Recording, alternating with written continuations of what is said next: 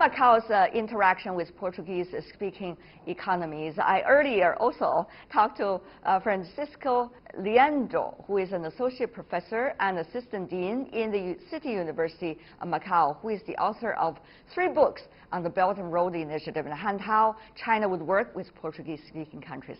Let's listen in.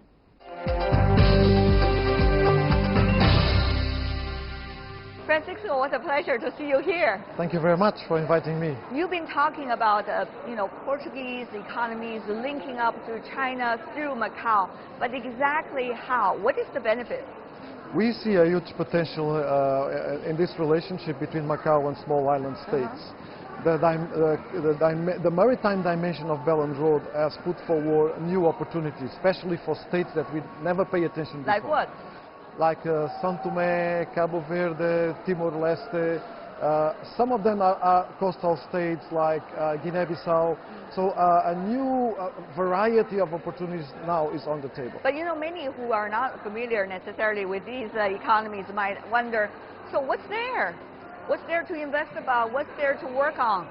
3 very simple examples. Cabo Verde sits on the extension of Sahel. So everything, all the old infrastructure, all the maritime economy is still to be explored. São Tomé and Príncipe sits on the Gulf of Guinea, one of the most interesting areas in the world for diversity, fishing, oil, natural resources, and almost nothing has been done there. And finally, Timor-Leste is extremely interesting because Timor-Leste sits on the body of water that connects the Indian Ocean with the Pacific Ocean. So can you imagine the diversity that is coming through the national waters, side by side with new resources that just nowadays we have a new agreement between Timor-Leste and Australia. Finally the problem was fixed. So this opens a new wave of opportunities for Macau. But what's there for Macau, people would ask, because the investment opportunity here is Macau already plenty. So what's there for Macau? I think Macau, in my perspective, Macau should complement the bilateral action between those sovereign states and China. If you look at the small and medium enterprises, if you look at education, so we have a very strong tourism programs here.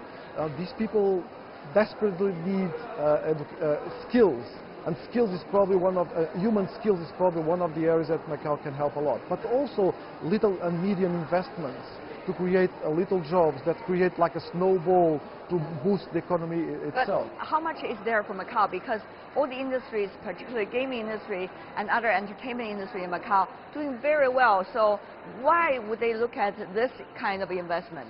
But this could complement what Macau already have. Because Macau already has a lot of resources to support the gaming industry. When we talk about the finance aspect of game industry, when we talk about the education, the creation of skill, the tourism, the management. You look at the Greater Bay Area, so how is this bigger idea, and the Belt and Road eventually going to be all connected together? That is something we really need to think about right now. I think this is probably one of the biggest challenges we have ahead. To understand what we need to provide to the Great Bay Area. I think this is the process that just started. We need more time. As they say. Yeah, correct. Exactly. So we need more time to figure out how can we deliver a positive contribution. A lot of work to be done. Thank you so much, Francisco. Thank you very much for inviting me. Thank you. Thank you.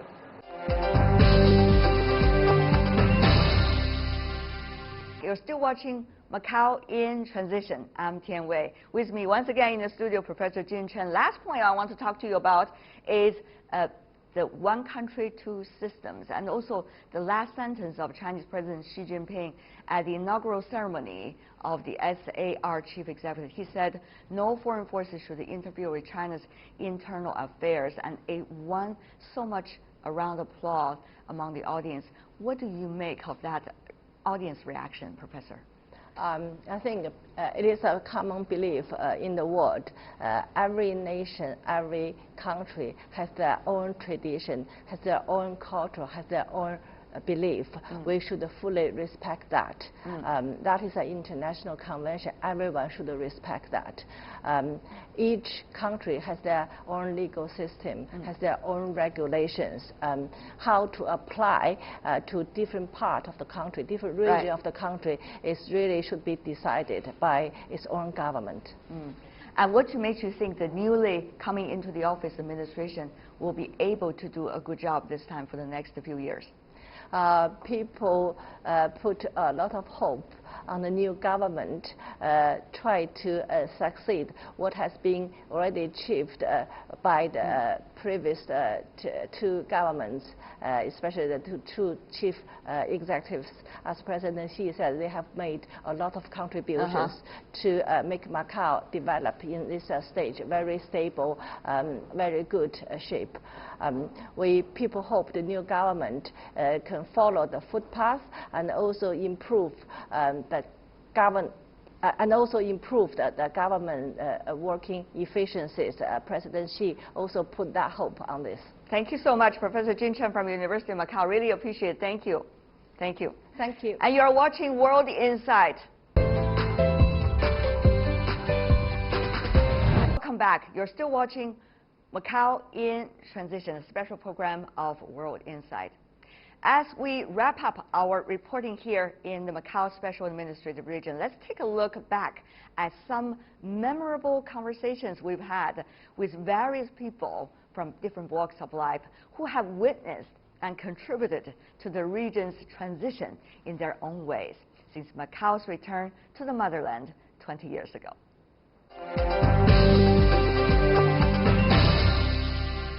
It's wonderful to see and meet witness of history. Well, in the last 35 years, I follow very close the relations between China and Portugal. I was very much involved in the negotiations of the future of Macau when China and Portugal negotiate in '86 the joint declaration. And I was here in Beijing for the ceremony of the signature in April '87. And I still remember I was with the Prime Minister of Portugal in the long meeting, 2 hours, with Mr. Deng Xiaoping. You were working as a young consultant for the Prime Minister and the Portuguese government at that time. I was the Foreign Affairs Advisor of the Prime Minister. Exactly. So tell me more about the inside stories. Several members of the Chinese government visit Lisbon at that time, and the Portuguese came to Beijing, and we managed to, in parallel, negotiate several things. For instance, the transitional period of 10 years, the land system, the financial system, which banks from Portugal and for China could have the power to print money for Macau, for the pataka we exist today. So we split in several points the negotiations, and we deal it in parallel system. Very efficient. It was, as far as I was told by my Chinese friends, was easier for the Chinese part to negotiate with Portugal than to negotiate with the United Kingdom. That's for sure. That's for sure. But which part do you think you remember the most? Probably a more difficult part was to respect the one country, two systems in economic issues. I'm going to give you an example. Yes, please. The land, Macau is very small territory. It's a small territory, 20 square kilometers, a peninsula and 2 islands. Land is very expensive in Macau. So we need to find solutions with our Chinese friends how to deal with the problems of the land during the transitional period in order to allow the new administration in Macau to control the situation after '99.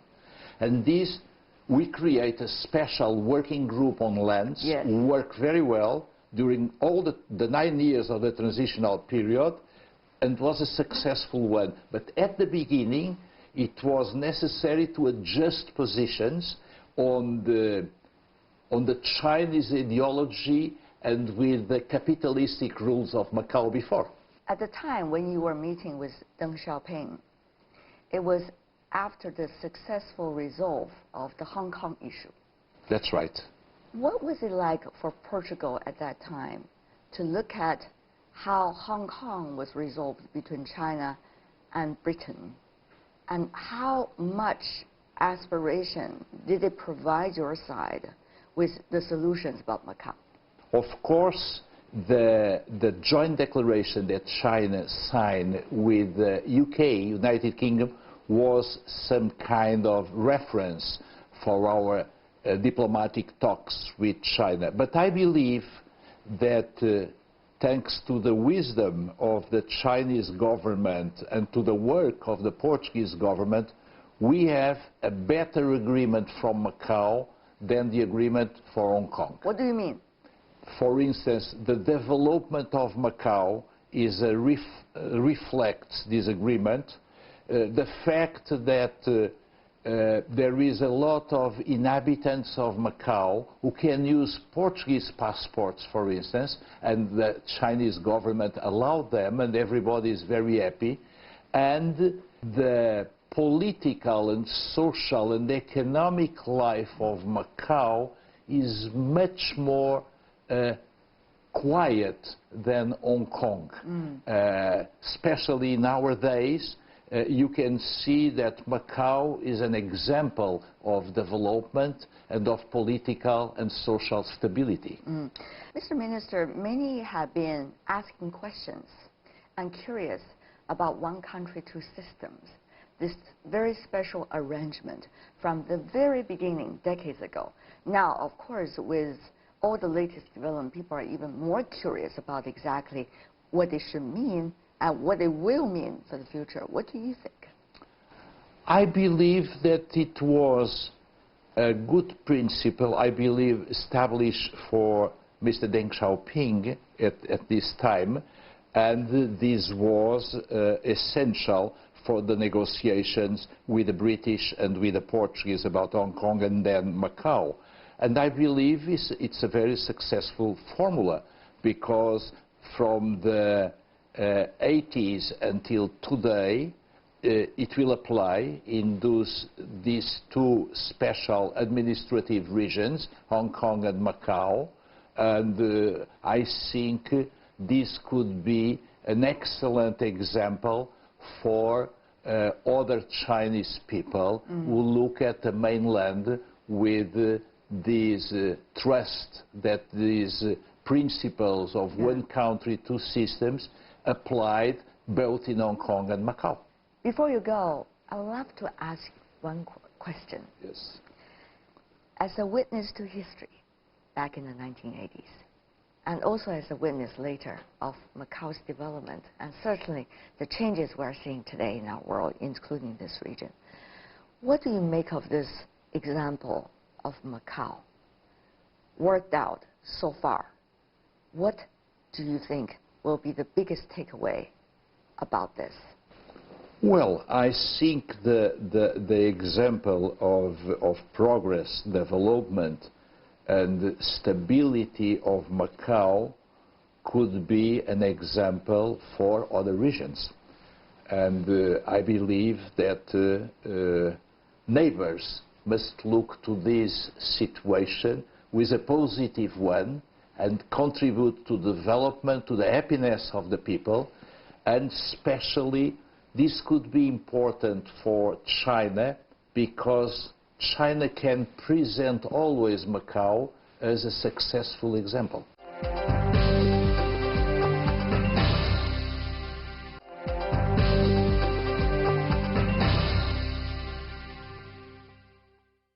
Macau has been talking about jumping on that fast train of China's economic growth.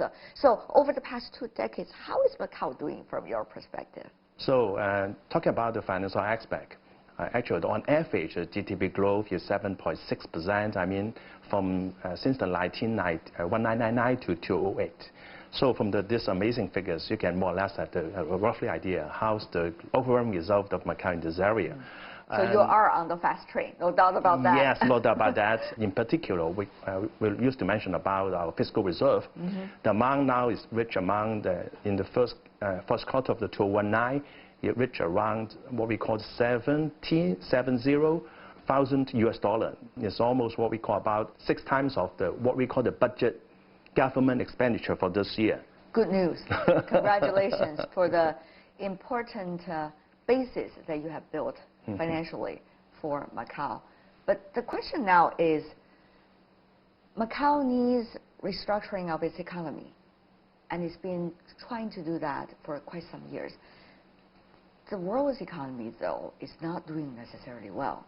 What does that mean for the economy of Macau? We have been thinking, also with the support of the central government. As you may know, the name of the Macau has been firstly put in what we call the 13 5-year plans. You can find the name of Macau there.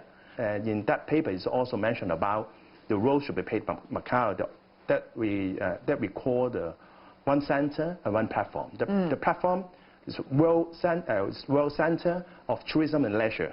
That's what one center, and one platform that we will call the financial services platform between the China and Portuguese-speaking countries. So, and in particular, we also mentioned about whether the finance will be one of the areas that to be developed. So that is the reason why we have also very much concern about how to diversify our economy. Portuguese-speaking countries is an important platform. So how would you tap into this very diverse group? That's probably an interesting question, isn't it? As you may know, the Portuguese-speaking country altogether, there are 8 countries. As most of people will know about the one in Europe, Portugal in Europe, then the South America is Brazil, and actually there are 5 countries in Africa, and the one small one, the Timor-Leste. Putting this together, you're very correct, because in terms of economy, they are very diverse. Yes. But what is our core traditional advantage or the niche in this area? The languages, so number 1, so the Portuguese is still one of our 2 official languages. And then we have what we call the one country, 2 systems. Yes. And then we have the similar law and the very similar law and regulations and very similar administrative structures. So that of some key advantage for us. But it's easier said than done, isn't it? Particularly when you have such a broad mechanism such as the Belt and Road Initiative, and many of these Portuguese-speaking countries, even Portugal included, is on this platform. So Macau does have a historical opportunity, but it's really depending on whether you are catching it on time or not. On that, do you think there is urgency back in Macau about it? The Macau government has been doing a lot of jobs since a couple of years ago. The feature financial industry or feature financial services is one of our pillars that we are going to develop. So financial leasing is one of our core elements that we're going to promote. Another one is the renminbi settlement business. That means the settlement business between the China and Portuguese-speaking countries. Another part is the wealth management. So that's the 3 areas, elements that we have been developing. What about that renminbi settlement issue? Because the Macau, we have what we call the clearing bank. As a matter of fact, it's the Bank of China. And in order to, with the blessing of the approval of the People's Bank of China, in 2015, this settlement bank is allowed to establish what we call the banking relation or the bank agent banks with the banks in Portuguese-speaking countries. Up to this moment, there are around 30 banks that have been established this kind of the relation with the settlement banks. The other thing is, where is the potential of Macau? Particularly how the government of Macau, including your branch of the government, is talking to the public. Yes, what I can say for the government itself, as the government is quite rich. Yes, 6 times, I remember that. Yes, but how to make sure that our locals can enjoy this kind of such successful results. So what we used to call livelihood finance. That means we try to promote, we try to find what's the most painful point for the locals. What is the most painful point? They always complain about the Macau government, about the payment medium. That means we don't have the WeChat, we don't have the Alipay. That's one of the two very painful lessons we learned. But we have done a lot. As a matter of fact, some of the achievements have been made. Another, we are concerned a lot about the customer protections. Yes. We have to also make a lot of what we call not infrastructure, a lot of the new regime, like arbitrations, this kind of the arrangement to make the people feel that they can enjoy the results of the economy. Before we go, final question for you. Okay. December 20th, we all know, 20th anniversary. Now, I know you've been working in the Monetary Authority of Macau for 2 decades, right? Over 2 decades. Over 2 decades. So this must be a very reflective moment for you, Wilson, personally, yes, as well. How do you see that you're serving the government for 2 decades and the role that you have taken? Just to work hard for ourselves, because we are not just working for Macau. We are working for the locals. We want to enjoy the fast tracks of you always keep mentioning about the China fast-growing economy. So in the case of Macau, I'm sure that not just the financial sector, even the others, they are going to devote their efforts and they're going to embrace the challenge. I'm sure that they have very good futures.